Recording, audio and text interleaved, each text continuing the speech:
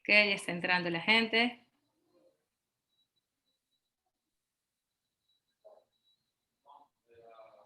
Bueno, listo. Bienvenidos todos.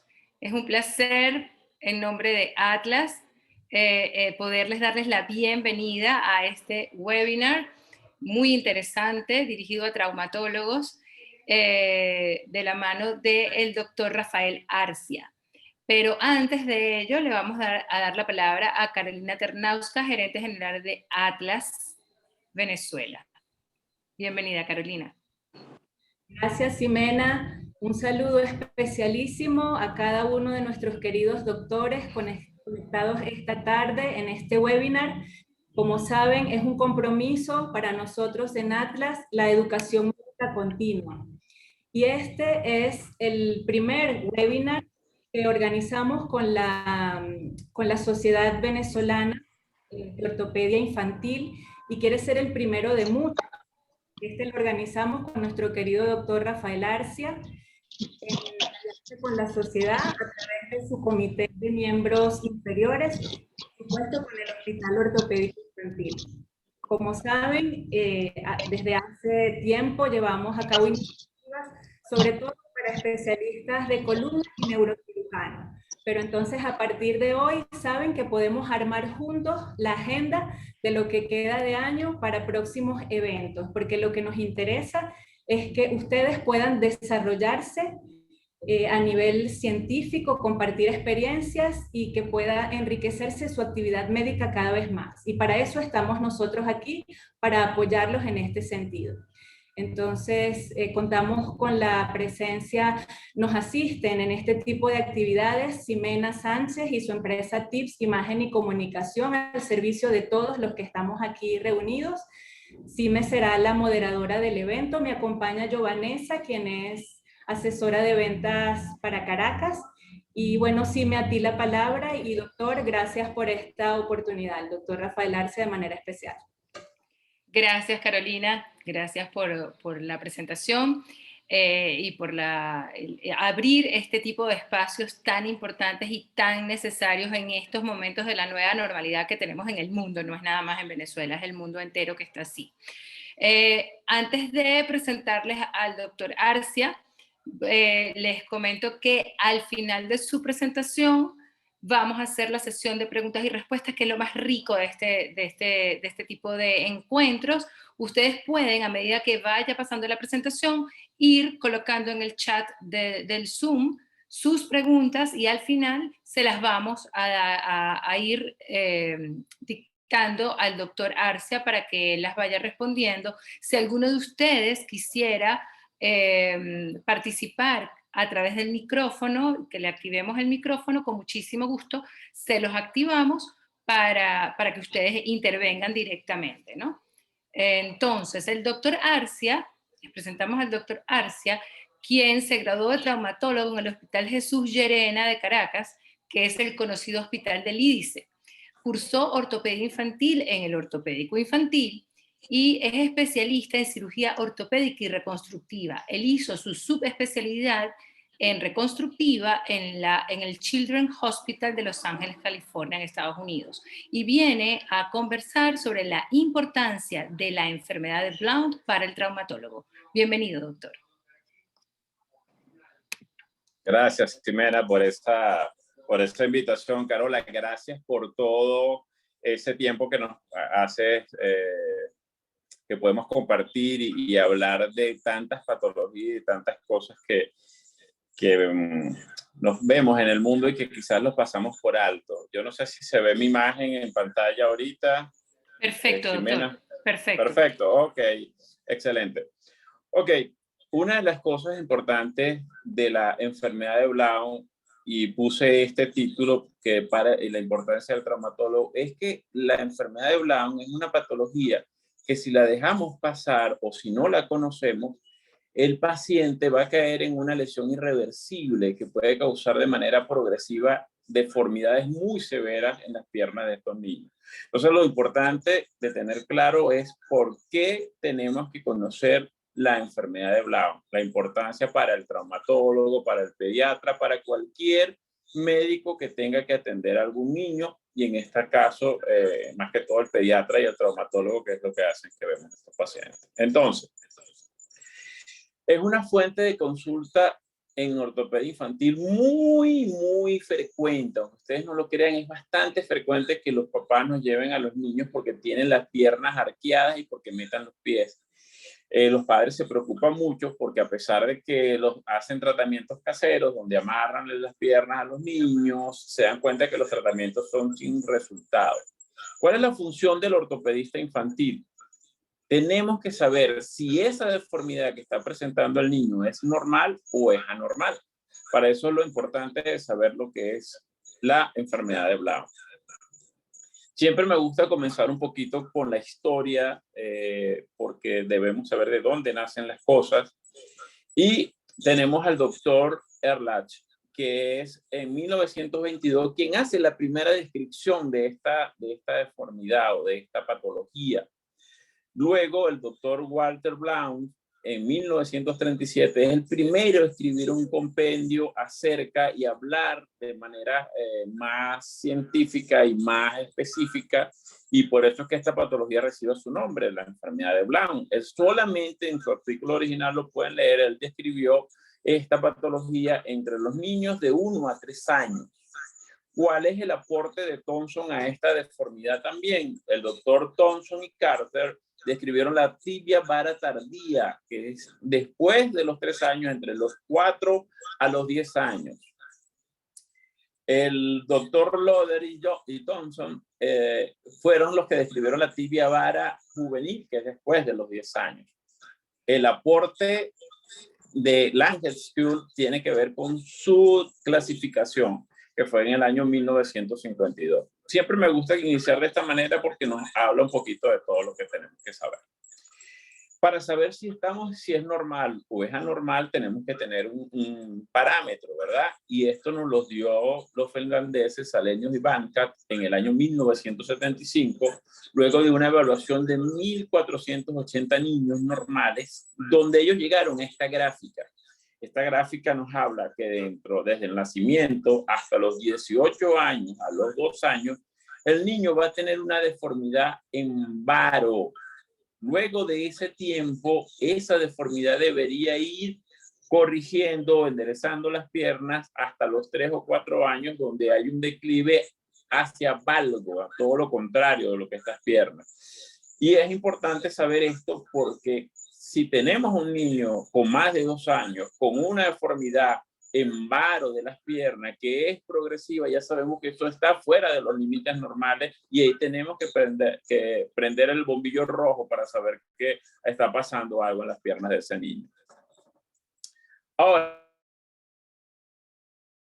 es una lesión de la fisis medial en tibia proximal que compromete tanto la epífisis y la metáfisis y causa una deformidad compleja en rodilla, que es varo, torsión tibial interna y recurvato. No se les olvide esto porque hay otras patologías que también pueden darnos deformidades en varo, sin embargo no nos van a causar este complejo.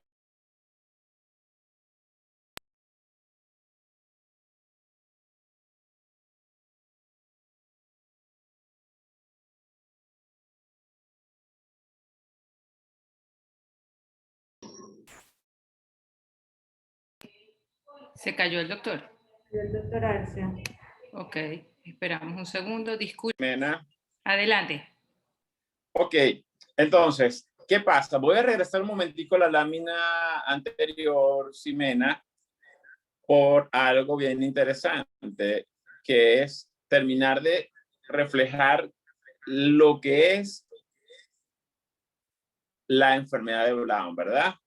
Entonces, lo venía diciendo entonces con respecto a las teorías. Ya hablamos un poquito de lo que es el concepto de la enfermedad de Blount, que es una patología que hay una lesión de la epífisis, fisis y metáfisis en el tercio proximal medial de la tibia, que causa una deformidad compleja que es torsión tibial interna, varo tibial proximal y recurvatum, ¿sí? Ahora, ¿qué teorías tenemos con respecto a la enfermedad de Blount? Algunos hablan de una osteocondrosis primaria, ¿okay? Que es una lesión que se ve en la de 18ª semana de la gestación, donde quedan puentes formados, no se retiran esos puentes, no hay una buena fase de remodelación a nivel de la tibia proximal. Otros hablan de presión excesiva, por eso es importante evaluar a las madres primigestas o las madres con oligoacnios, por la presión excesiva que causa en los niños a nivel del vientre materno. Los traumatismos también es importante tenerlos claros, hablan de esto, yo pienso que la teoría mecánica es lo más importante en estos casos. Hay unas teorías metabólicas y unas teorías genéticas. Es importante estudiar el origen familiar a veces de estas patologías o de estas enfermedades. Ahora, con respecto a los factores predisponentes de estos pacientes, tenemos la raza. Eso está descrito en los libros, ¿verdad? Pero nosotros vivimos en un país donde tenemos un mestizaje muy grande y no podemos dejar que sea la raza el factor predisponente. Se dice que el mayor porcentaje lo tiene la raza negra, pero aquí en Venezuela sabemos que tenemos un mestizaje de indio, negro, blanco, y entonces el hecho de que tengamos un niñito, catirito, con ojos claros, no quiere decir que no presente Blount, porque si hacemos el árbol genealógico de ese niño, nos vamos a dar cuenta que en ese niño va a haber personas de raza india, negra, entonces no podemos tomar esto como un factor importante. La herencia sí, tenemos que evaluar, por lo que hablamos anteriormente, de la parte genética, que puede ser que el papá haya presentado una deformidad en varo, la mamá una deformidad en varo de niño y no se haya tomado esto en cuenta. La deambulación, me voy a hacer un paréntesis aquí en la deambulación, y es importante porque tenemos una costumbre, no solo en Venezuela, sino en Latinoamérica, de que queremos que el niño se pare rápido. Y entonces, antes del tiempo que le toca al niño estar de pie o bipedestar, comenzamos a tratar de hacer que el niño se pare en esa posición y se mantenga en esa posición. Importante tener claro que los niños tienen un proceso de gateo para fortalecer la musculatura, cadera, columna, y luego es cuando ellos comienzan a deambular. Y tenemos que tener cuidado con esto. La alineación temprana no nos ayuda mucho porque acuérdense que comenzamos, como lo vieron en la gráfica de Salenius y Bancal, comenzamos con varo y luego es que vamos enderezando. Entonces, si hacemos presión en esa fisis de manera temprana, la estamos dañando de manera mecánica. El varo y la obesidad, ese es otro problema también que tenemos en Latinoamérica. Pensamos que el muchachito, mientras más gordito, más bonito. Entonces tenemos un problema muchas veces el niño que es obeso, pero es como se ve bonito, lo dejamos de esa manera. Entonces los niños tienen un peso y una talla adecuada. No tenemos por qué engordar a los niños. La clínica, ¿qué vamos a conseguir en estos chamos? Vamos a conseguir una deformidad en varo, como lo ven en el video, una marcha intrarrotada, un contacto inicial en el talón y un recurvatum. En ese video logran ver que la marcha típica de un niño en una enfermedad de Blount. Y lo más importante es que los padres van a ser nuestros aliados y nos van a decir, mira, ese niño no ha mejorado, doctor, más bien yo lo veo peor con su deformidad a nivel de las piernas, su arqueamiento a nivel de las piernas. Eso es algo importante. La clínica tiene que decirnos que es progresiva esta deformidad. Con respecto al diagnóstico diferencial, acuérdense lo que conversamos al inicio, tenemos que saber si es una deformidad que va a ser progresiva, si es normal o es anormal. Para eso debemos de hacer un diagnóstico diferencial con un varo fisiológico. Pueden haber enfermedades metabólicas que nos pueden causar este problema también, ¿ok? La displasia epifisiaria es importante. Acuérdense lo que les comenté, las displasias epifisiarias son lesiones a nivel de los núcleos de crecimiento que no se comportan como un Blount. Entonces es importante que también debemos saber cómo vamos a tratar una displasia epifisiaria y cómo vamos a tratar una enfermedad de Blount. La detención del crecimiento por algún traumatismo, por alguna lesión, puede pasar también en este tipo de pacientes. La clasificación Lange et al. ¿Se acuerdan? Desde el año 1952 este doctor pudo hacer esta clasificación. ¿Cuál es la falla de la clasificación de Langenskield? Que él la clasificó por edad. Y por eso es que en muchos libros antiguos se describe esta clasificación con edades, y el error a veces es tratar esta patología por edades. Entonces, porque decimos que de 1 a 2 años tenemos un Langenskield 1, ¿ok? Donde simplemente hay una caída de las metáfisis, una rarefacción de la fisis. La tipo 2 es una caída ya más acentuada de la fisis, con caída de la epífisis también, sin crear puentes. Y ellos hablan que es entre los 3 a 4 años. Y la tipo 3 es una caída ya con puentes fibróticos a nivel de la metáfisis y de la epífisis. Entonces es importante tener claro que si nos llega un niño de 2 años con un Langenskield 2 o 3 que nos puede llegar, pues eso va a depender de la severidad como haya atacado esa fisis, tenemos que atacar eso antes que nos cree puentes fibróticos, porque una enfermedad luego que se instala es irreversible y pasamos operando al niño toda la vida hasta que termina de cerrar su núcleo de crecimiento. Y a veces las lesiones son bastante severas a nivel de la rodilla. Hay otro tipo de estudios que nos sirven para ver, no solamente es la radiografía, podemos usar la resonancia magnética para ver si se ha creado algún tipo de puente fibrótico. La TAC con reconstrucción 3D nos da una visión más certera de qué tipo de deformidad, hacia dónde se cayó la meseta o hacia dónde se derrumbó la meseta. Y la ecografía también nos puede dar signos de puentes fibróticos a nivel de esa metáfisis en perro. Las mediciones radiológicas, que es lo que siempre vamos a conseguir en cualquier centro. ¿Qué mediciones vamos a hacer? Una de las más importantes es medir el ángulo de Levin-Drenan. ¿Y qué es esto?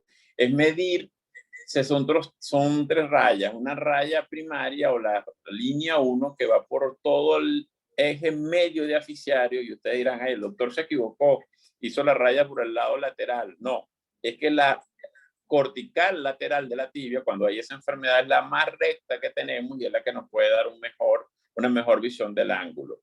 La raya 2 o la línea 2 nos va a ir de un pico de la metáfisis a otro pico de la metáfisis, y la línea 3 nos va a dar, es perpendicular a la línea 1. Esto nos va a formar un ángulo que no debe medir más de 11 grados.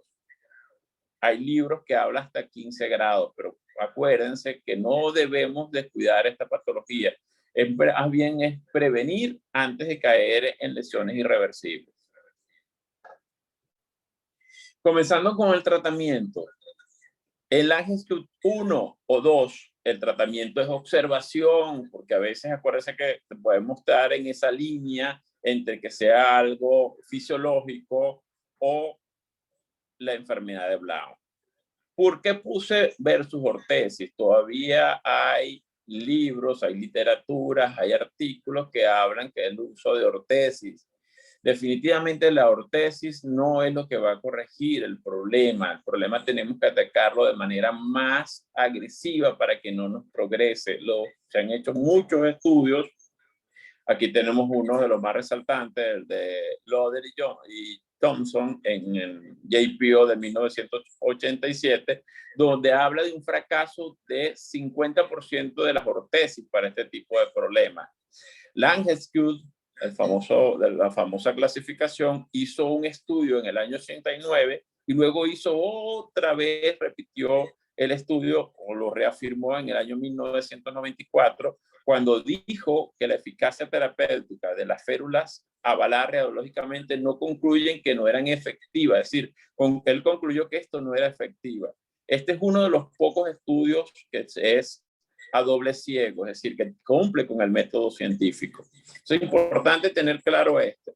Y estos son otra serie de artículos que salieron, que no nos vamos a detener aquí a ver. que hablan en contra del tratamiento con ortesis. Es importante que la medicina se base en hechos, ¿ok? Nada de que el doctor fulanito de tal dijo, no, dame un método científico, explícame cómo está funcionando y cómo está haciendo todo esto, ¿ok? Entonces es importante tener claro esto. Ahora, ¿qué pasa cuando tenemos un Langes Q3? Acuérdense de lo que hablamos con la clasificación de Langes Q, que ya ahí comienza y se inicia a formar puentes fibróticos a nivel de la metáfisis medial. ¿Cuál es el secreto de la enfermedad de Blount? No dejar que la enfermedad de Blount avance de Langes Q3 a 4, no importa la edad. ¿Por qué? Porque esto nos va a causar problemas irreversibles en el niño. Ahora, ¿qué va a pasar con el Langes Q3? Tenemos que corregir, ya se están formando puentes fibróticos, tenemos que detenerlo de alguna manera. Aquí en estos casos usamos una técnica quirúrgica que se llama la osteotomía en banana o la osteotomía de Chance, que fue que la describió, o la osteotomía oblicua, que simplemente es hacer una corrección en un plano oblicuo. Aquí vamos a trabajar en un eje de coordenadas donde corregimos y tratamos de no dañar la fisis, sino si se van a la imagen a su derecha inferior, fíjense que pasamos una broca que no llega a tocar la parte posterior de la fisis. Importante que esa broca no toque, o ni la osteotomía toque la parte posterior de la fisis, porque podemos causar una lesión diferente. Enderezamos el pie por un lado, pero causamos otro tipo de deformidad. Entonces, importantísimo tener claro esto para que no nos vaya a suceder y lo vayamos a causarle más bien lesiones al niño. ¿Qué hacemos en este caso? Fíjense cómo se corrige la deformidad. ¿Qué nos pasaba? Porque muchas veces estos pacientes se regresaban, es decir, volvía la deformidad a instalarse. Era porque no entendíamos qué pasaba. Tenemos que cambiar el eje de carga de esa fisis o de esa fisis medial enferma. ¿Qué hacemos? En vez de dejarla completamente en neutro, la pasamos a valgo, es decir, le damos un poquito de hipercorrección para dejar reposar esa epífisis normal, ¿ok? Esa epífisis que está enferma y pues darle carga solamente a la epífisis normal o a la fisis normal. Aquí tenemos un ejemplo de un niño que fue corrigiendo. Fíjense, tienen que hablar con los padres y explicarles que esta es una patología que puede volver a hacerse. ¿Por qué? Porque es una lesión, la fisis está enferma y no sabemos, no tenemos microscopio en el ojo para saber si en verdad lo que realizamos con la osteotomía pueda dar un resultado completamente efectivo. Si hacemos la hipercorrección nos puede dar un 80 o un 85%, pero parece que queda un 15% que puede llegar a repetir la deformidad. Importante tener esto claro. Aquí tenemos varios estudios. Al principio, la gente que no entendía decía, no, tenemos que esperar que tenga 3 o 4 años el niño para corregir la enfermedad de Blount. No podemos llegar a ese extremo. Tenemos que corregir antes de que pase del Langes Q3 a 4, independientemente de la edad. Yo creo que uno de los errores, como se los comenté, fue ponerle edad a esta clasificación. Y estos artículos que tengo aquí corroboran eso que yo estoy comentando, ¿ok? Muy bien. No nos llegó el paciente completamente a los pequeños, nos llegó con un Langes Q4 a 5. ¿Qué podemos hacer? Una osteotomía con tutor externo y arrecto epifisiario. Esta niñita que ven aquí se llama Aurimey Freponce, ¿ok? Ya ella le habían hecho con un Langes Q4, le habían hecho varias osteotomías en bananas, osteotomías de Chang, que es el tratamiento que se hace cuando tenemos un Langes Q, iniciando un Langes Q3. Evidentemente no, lo que hacía era volvía otra vez a deformarse, volvía a deformarse la niña, porque ya había un puente fibrótico que teníamos que frenar. ¿Qué hicimos con esta niña? Hicimos una osteotomía, colocamos el fijador externo, hicimos un arresto un arresto oficiario lateral para tratar de impedir de que la fisis lateral, que es la sana, siguiera creciendo y tratar de frenar. Fíjense, aquí logramos los dos procedimientos, aquí lo ven en ella. Luego que hice una pierna, tuve que hablar nuevamente con los papás para colocarle el tutor en la otra pierna porque el arresto oficiario solo no funciona. Necesitamos fijar y hacer que esta fisis se repose, ¿ok? Que no siga recibiendo carga. ¿Por qué les digo esto? Porque hay mucha gente que está tratando de resolver ahorita la enfermedad de Blount solo con un arresto, con un crecimiento guiado. No, definitivamente necesitamos quitarle la carga a esa parte enferma. ¿Okay? Aquí tenemos los resultados de Aury Mayfield, luego que le retiramos la fijación externa y le retiramos el arresto oficiario. Gracias a Dios ella logró responder a este problema. Aquí tenemos a Aury Mayfield cuando estaba pequeña y luego una adolescente ya libre de peligro porque su núcleo de crecimiento había cerrado completamente. Pero hay casos más severos también, como es el Langwitz tipo 6. Aquí tenemos que hacer osteotomías, hemifisiodesis, levantamiento del platillo, alargamientos y arrestos oficiarios contralateral. ¿Por qué? Porque la fisis se arresta de tal manera con puentes no fibróticos, sino ya con puentes óseos, y la meseta tibial medial se derrumba. Y por más que queramos alinear o queramos poner la tibia derecha, siempre va a haber un problema ligamentario con un derrumbe de la meseta tibial medial. Entonces, tenemos que buscar resolver este problema para evitar el deterioro temprano de toda esta rodilla.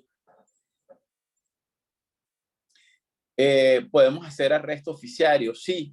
Hay que tener cuidado y saber que el arresto oficiario se puede realizar con éxito en pacientes en tibia varas juvenil, cuando ya el núcleo de crecimiento está por cerrar. Cuando ustedes estimulan el núcleo de crecimiento y luego dejan de estimularlo, él se cierra. Entonces no se lo pueden realizar a un niño de 5 a 6 años o de 7 a 8 años porque su núcleo va a continuar abierto, el lado contralateral. Con respecto a otra cosa que podemos hacer cuando tenemos esta imagen con una meseta tibial medial completamente colapsada, completamente caída, con una hiperlaxitud ligamentaria, tenemos que buscar las maneras de corregir. Y aquí podemos usar lo que es un sistema de placa tipo PUDO, con la filosofía de PUDO. Pero ¿cuál es la ventaja que tenemos ahorita con esta placa que se está diseñando en la compañía Atlas? Es que tiene el sistema de bloqueo. No hace falta pegar la placa o hacer una lesión a nivel del periósteo en estos casos, ¿ok? Entonces es importante la modificación o la ventaja biomecánica que da la placa, porque nos ayuda a mantener el espacio. Aquí tenemos parte de la técnica, cómo se hace, ¿ok?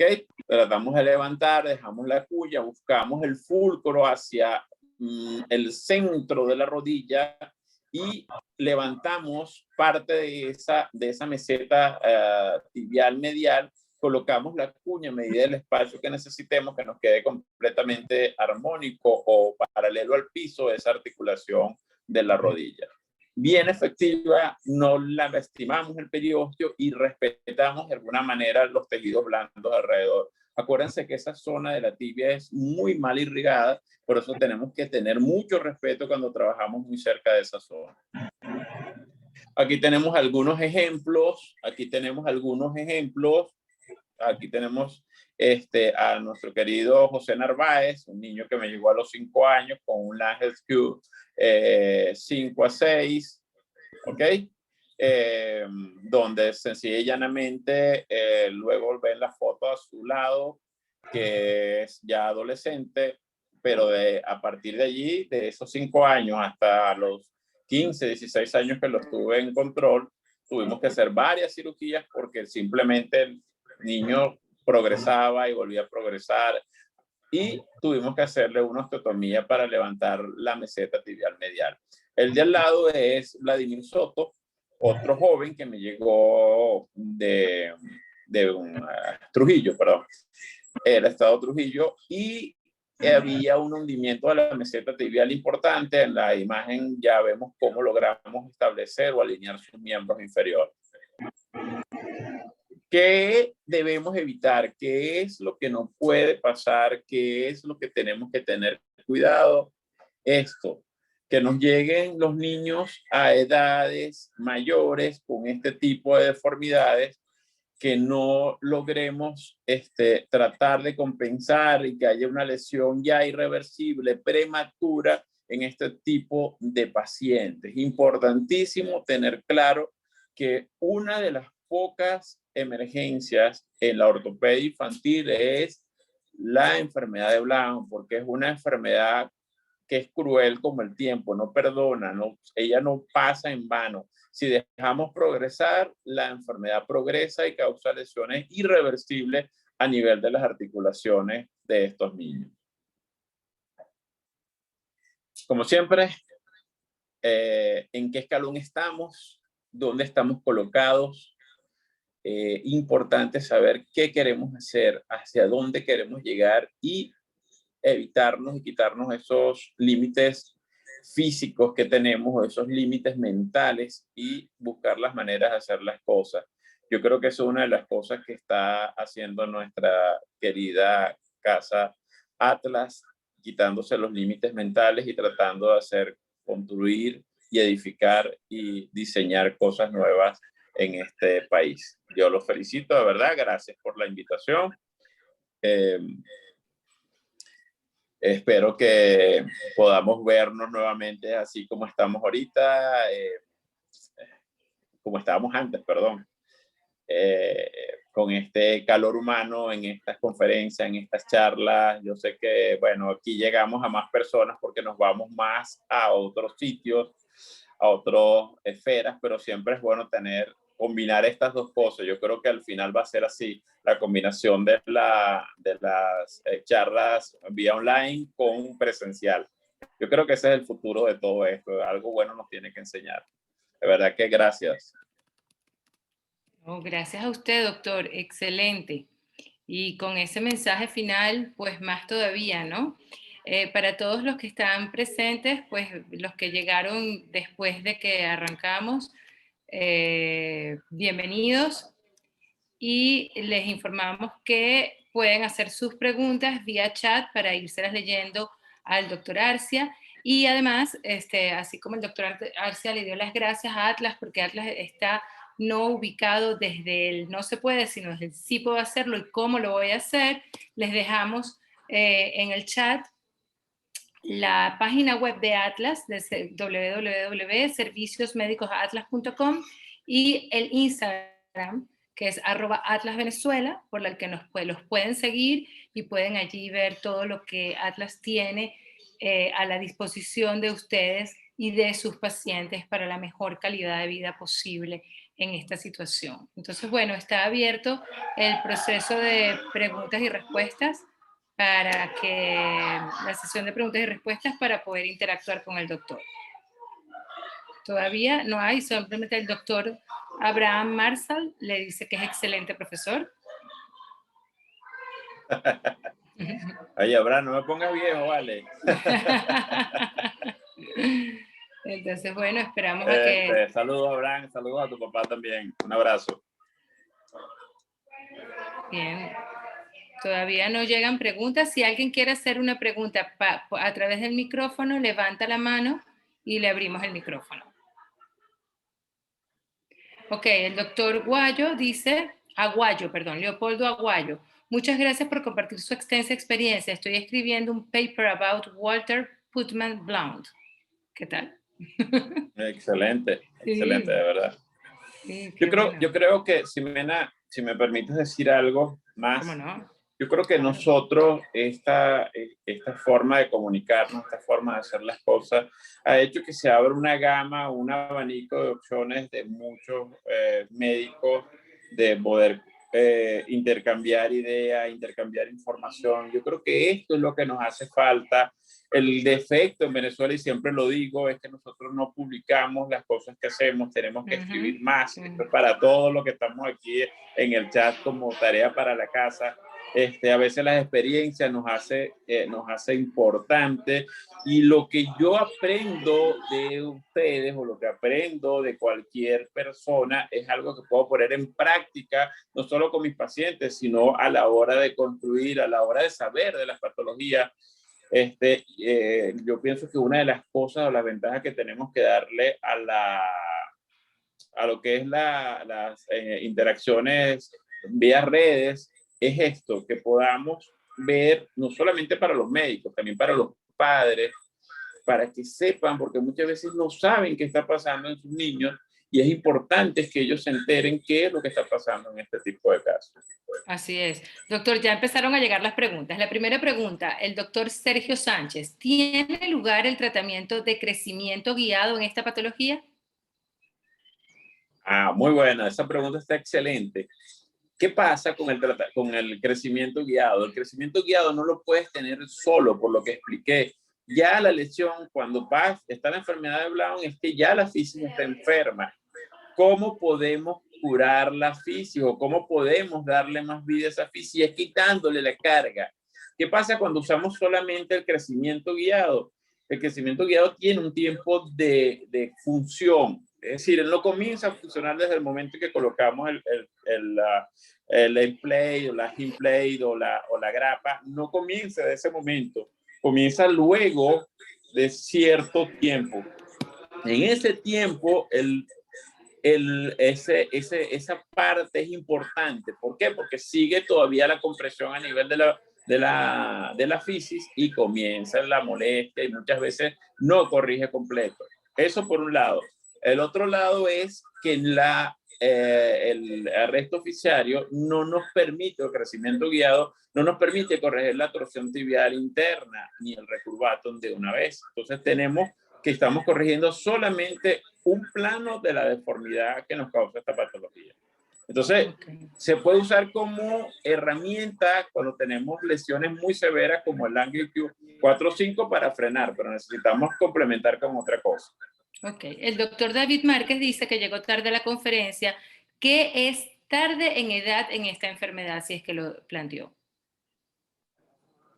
¿Qué es tarde? Cuando el secreto que no pase del Ángel Q3 a 4. Ya cuando pasa a 4 ya es tarde, porque ya se sabe desde el punto de vista con resonancia magnética, desde el punto de vista con ecografía y desde el punto de vista clínico, ya hay un puente formado, y por más que tú trates de enderezar esa tibia, ya vuelve otra vez porque ya hay un cierre parcial de esa fisia. Entonces tenemos que tener cuidado a la hora de tener no dejar que pase. Y si pasa, buscar herramientas para tratar de mantener la pierna alineada y derecha. Quizás no va a ser una cirugía, sino hay que explicarle a los padres que pueden hacer varias cirugías hasta que eso se mantenga. Ok. Doctor, ¿podría apagar la tablet, porfa? Ya voy a eso. Ok. Mientras tanto, el doctor Abraham Delgadillo Vargas le dice, doctor Arcia, como siempre, excelente tema. No dejo nada para preguntar. Estuvo clarísimo todo. Saludos desde Torreón, Coahuila, México. ¡Wow! Un abrazo grande. Víctor Hernández, excelente charla. El doctor Valero Parra dice, gracias, doctor Arcia, excelente resumen de una patología tan interesante. Y el doctor Belandria, información muy importante e interesante para fisioterapeutas que acompañan estos proyectos terapéuticos. Muchas gracias por compartirlo. Sí, qué bueno que hablamos de la parte de fisioterapia también. ¿Sabes por qué, Ximena? Porque el fisioterapeuta o el fisiatra tiene muchas cosas que ver cuando estos pacientes comienzan a realizar nuevamente su marcha, porque cambiamos el patrón de marcha en estos pacientes. Nosotros tenemos una especie de sensores en nuestros pies, y cuando tenemos ciertas deformidades angulares, esas sensores que se cambian. Y evidentemente cuando enderezamos o ponemos las piernas en un plano, en un buen eje de carga, tenemos que enseñar al paciente otra vez su apoyo, su marcha, porque estamos cambiando desde el punto de vista mecánico, no del software o del cerebro, como digo yo. Yo le digo que el cerebro es el software que nos mantiene activos en todo tiempo. ¿Ok? Entonces es importante tener claro que tenemos que trabajar en conjunto también con fisiatría. ¿Okay? Muy bien. El doctor Víctor Hernández le pregunta, ¿en la osteotomía de apertura con placa usa injerto óseo? No, no hace falta. Y el por qué es, porque no hace falta, sencilla y llanamente porque cuando usamos la alineación, el eje de carga, ese estímulo que nos da el eje de carga, nos produce hueso en esa zona. Es igual cuando hacemos un alargamiento óseo, si el paciente está bien alineado, simplemente el hueso por estímulo, por ley de Wolff, se va a formar hueso en esa parte que no tiene relleno. Lo importante es mantener la estabilidad y mantener la alineación. Ok. La doctora Cristina Mazariegos. Buenas tardes. Todos sabemos sobre la obesidad, sobre que la obesidad puede ser un factor importante en el desarrollo de la enfermedad. Quisiera saber si a pesar de que los padres no colaboran con la pérdida de peso y el niño siga con sobrepeso, ¿usted opera al niño o espera hasta que el niño baje de peso? Desde Guatemala. Doctora, Wow. excelente pregunta. No podemos esperar. Esta es una enfermedad que es muy cruel. El tiempo no espera. Si esperamos que el niño pierda peso, y ponte que te toquen unos papás que no son muy duchos en mantener al niño con buen peso, o hay un problema cultural de mantener al niño con gordito, esa enfermedad va a progresar. Lo que tenemos que entender es que esta enfermedad es progresiva. Así sea gordo, sea flaco, tenemos que actuar, tenemos que cambiarle el eje de carga y quitarle la presión a esa fisis enferma. Así que no hace falta esperar a adelgazar al paciente. En el momento que diagnostiquemos la patología, tenemos que actuar.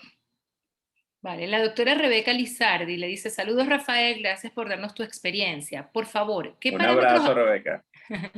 Por favor, ¿qué parámetros angulares para decidir osteotomía en banana? ¿O se decide al evidenciar el puente epífiso metafisiario? Rebeca, el problema es que tenemos algunos parámetros radiológicos, es decir, para eso usamos el ángulo de Levin-Drena.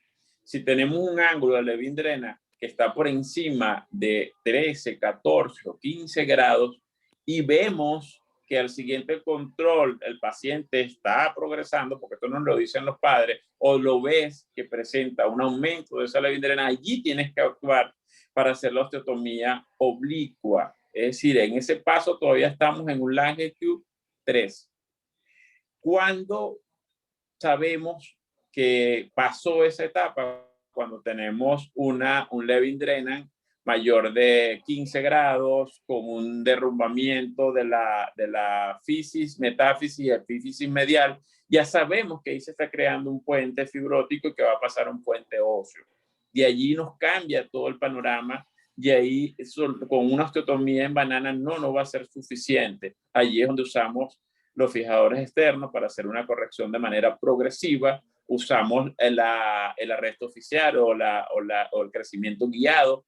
A nivel hacemos una hemifisiodesis lateral de la tibia proximal para no solamente simplemente buscando que esa deformidad no progrese. ¿Ok? Como les dije, el secreto está en no dejar que pase del Lange Q3 al Lange Q4. Ya cuando está allí, ya hay puentes y ahí comienza el dolor de cabeza. Bien, bueno, no hay más preguntas. Está el doctor Jorge diciendo que muy buena conferencia desde Venezuela. Le saludamos. Y la doctora Rita Moreno, felicitaciones. Gracias por seguir enseñándonos. A la orden, Rita. Un abrazo. Es un placer para mí. Si alguien quiere que le abramos el micrófono, lo podemos hacer. Todavía quedan aproximadamente 10 minutos porque quedamos que era 1 hora y son 10 para las 6.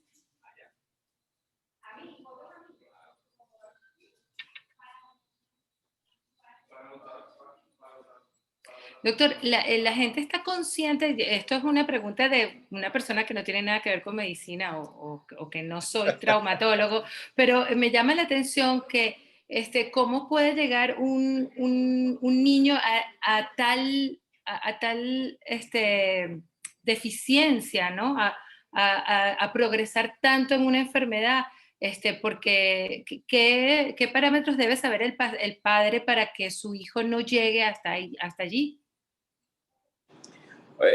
Es difícil porque es una mezcla, no solamente descuido de los padres, a veces por eso es que cuando hice la reflexión para hacer esta charla, es reflejando también que si el médico no conoce la patología, la va a dejar pasar por alto, ¿ok?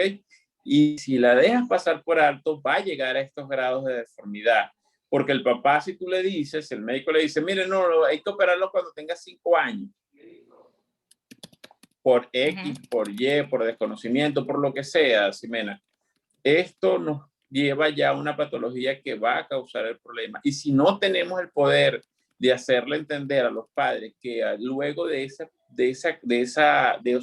cruzar la línea hacia la deformidad ya definitiva, permanente, y sabes que tenemos un núcleo de crecimiento del otro lado que está creciendo normal, tenemos que enseñarle eso a los papás, de que la cirugía puede tener una y otra, y lo más importante, tratar de mantener derecho. ¿Qué pasa? A veces nos damos por vencidos los médicos, hacemos la primera cirugía, enderezamos al paciente, perfecto, y nos vuelve a los 3, 4 meses otra vez deformado, con una deformidad.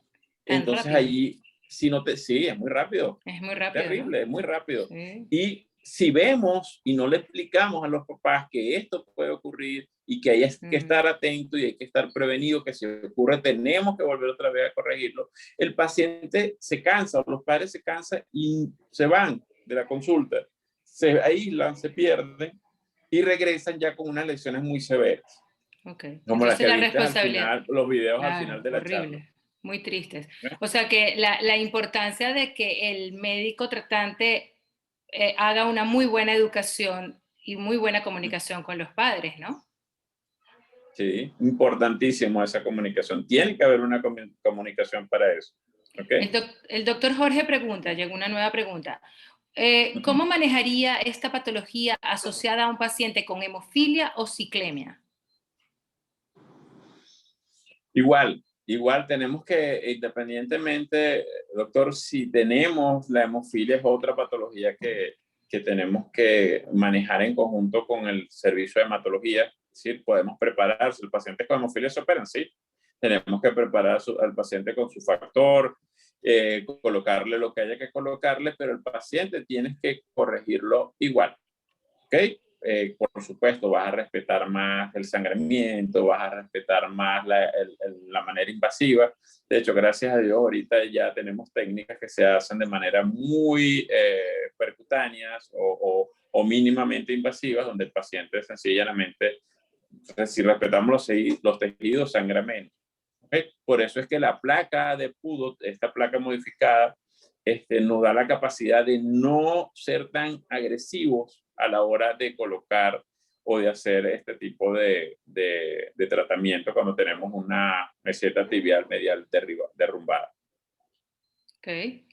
El doctor Jaime Cuenca. Buenas tardes, excelente conferencia. Cuando usa fijación externa, ¿necesariamente debe ser circular? No, no necesariamente. ¿Ok?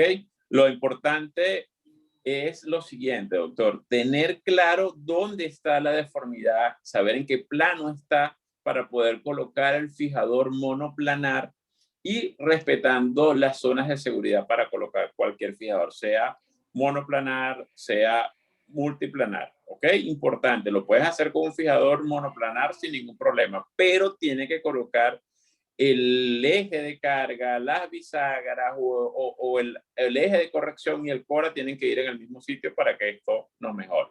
Pero sí se puede hacer con otro tipo de fijación. Good.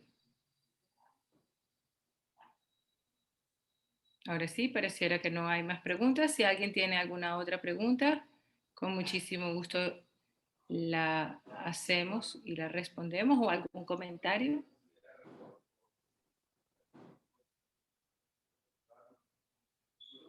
Usted ha sido un éxito, doctor, porque en la convocatoria ha sido extraordinaria. Hubo un momento en que tuvimos 65 personas conectadas en Venezuela Oh, a esta qué hora. Esto es bueno. una cosa maravillosa. Los felicito. No, no. Y ahorita que he ido como decayendo un poco las conferencias por Zoom, yo creo que esto es muy bueno, ¿vale? Bueno, es bueno que se mantenga todavía viva esa llama de querer aprender, aunque sea Claro. por vía online, ¿no? Importantísimo. Y Se aprende yo, mucho. aprovechando este tiempo, perdón, Ximena, no te Que escuché. se aprende mucho, se aprende mucho. Claro, claro, claro, claro. Mire, el doctor José Betancourt pregunta, doctor, de haberlos, ¿cuáles son los criterios radiológicos en la toma de decisión para la colocación de esta placa bloqueada presentada el día de hoy?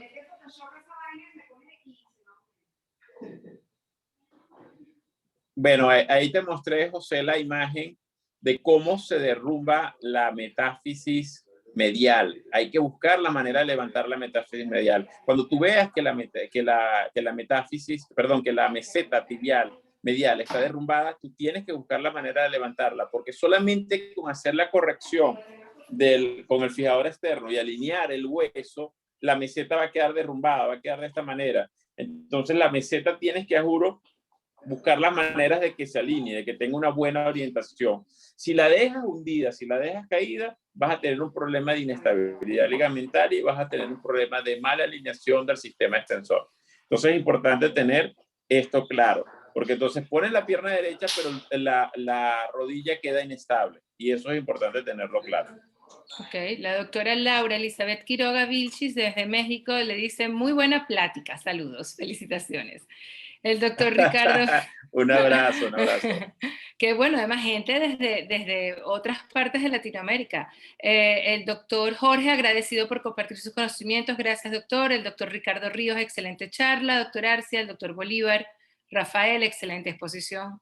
Y sí, la verdad, excelente. Un abrazo, doctor Bolívar. ¿Cómo estás? Cuídate.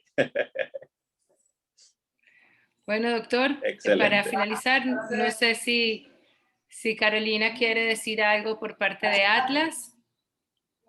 Y yo también después quiero decir algo cuando termine. Claro, claro, adelante. Te abro, Carolina. Voy. Ya te permití. Ok, dale. Gracias de parte de Atlas, en alianza con la Sociedad Venezolana de Ortopedia Infantil, por la receptividad que ha tenido la iniciativa. Creo que además el convocante, que fue el doctor Arcia, demostró el afecto de sus colegas y seguidores también. Creo que tuvimos mucha fortuna de empezar este ciclo de iniciativas con el doctor Arce, así que gracias especiales al doctor. Por allí preguntaron la conferencia, si quedaba grabada, si se podía ver. Sí, yo lo Tú noté. decime en el chat, en la página web de Atlas, pueden entrar cuando quieran y buscar la conferencia y verla de nuevo completa. A partir de mañana, no de hoy. A partir de mañana. A partir de mañana. Bueno, también a través de la página pueden ver nuestras formas de contactarnos para proponer cualquier iniciativa en la que necesiten que disposición, como dijo el doctor Rafael Arce, a la placa PUDU, con su equipo de instrumental. Cuando quieran, quienes son de Caracas pueden venir a nuestras oficinas en el Plaza, con gusto los atendemos y podemos mostrarles todo lo que conversar con nuestros instrumentistas. Entonces, a la orden para lo que necesiten. Chévere. Doctor, llegó una última pregunta del doctor Bolívar. ¿Qué criterio tomas para intervenir en cuanto a progresión de la deformidad? Vuelvo, Víctor, interesante. Esa pregunta está bien interesante porque ¿en qué momento decidimos reintervenir al paciente? El mismo paciente te lo va a decir, porque cuando llega a la consulta vas a ver que la deformidad comienza otra vez a progresar, algo que tú dejaste completamente alineado, derecho, comienza otra vez a doblarse. Y evidentemente ya es porque hay un puente allí. ¿Qué criterios? Puedes usar otra vez el ángulo de Levin-Drenan, puedes hacer un eco de partes blandas, que a veces es lo que tenemos más a la mano, o una resonancia magnética, a ver si lo que hiciste o la cirugía que hiciste de quitarle presión a esa fisis enferma está funcionando. Pero generalmente solamente con la clínica y con el ángulo de Levin-Drenan ya puedes tomar la decisión de volver a reintervenir al paciente, porque es progresivo. Entonces se nota inmediatamente cuando el paciente comienza otra vez a causar la deformidad. Bueno, doctor, el doctor Giuseppe Sierra le manda saludos desde Yaracuy, Venezuela, porque tenemos gente de toda Latinoamérica aquí presente. Saludos, Giuseppe. Y le doy la palabra para cerrar, doctor. Queda todo para usted. Gracias, Ximena. Bueno, Ximena, un placer haber compartido esta tarde contigo, especialmente que me pusiste al día, todo, tú sabes. Me pusiste a sacar muchos aparatos para ponerme al día, esto no... Pero bueno, esto es bueno ir siempre aprendiendo cosas nuevas. Agradecerle a Atlas, en especial a mi querida amiga Carolina, de verdad que siempre está pendiente. Esto es lo que nos hace falta, que siempre tengamos esa mente abierta, esa open mind, para poder hacer ideas nuevas, surjan cosas buenas en el país. ¿Se pueden hacer las cosas mejor? Sí. Tenemos las posibilidades, sí, y eso es lo que yo quiero que entienda el mundo y que entienda Venezuela, que nosotros podemos hacer las cosas mejor, que nosotros tenemos la necesidad y cuando nos obligan a tener esa necesidad lo hacemos y lo hacemos bien. Eso es lo más importante. Agradecerle también al Hospital Ortopédico Infantil, nuestra casa matriz, que de alguna manera nos ha servido por más de 76 años en esta lucha de querer nosotros hacer las cosas mejor. A nuestra Sociedad Venezolana de Ortopedia Infantil, que de verdad que nos ha costado, nació un poquito antes de la pandemia y nos ha tocado duro tratar de mantenerla. Gracias a Dios hemos hecho una relación de amigos en esta sociedad que nos tratamos de mantener e intercambiar informaciones, de verdad. Y a ustedes, ¿ok? A todos los que estuvieron participando hoy conmigo. Excelente, doctor. Gracias, Ximena. Gracias a usted. Así es que construimos un país y un mundo mejor. Gracias. Exactamente. Hasta la próxima. Chao. Hasta la próxima. Hasta luego, chao.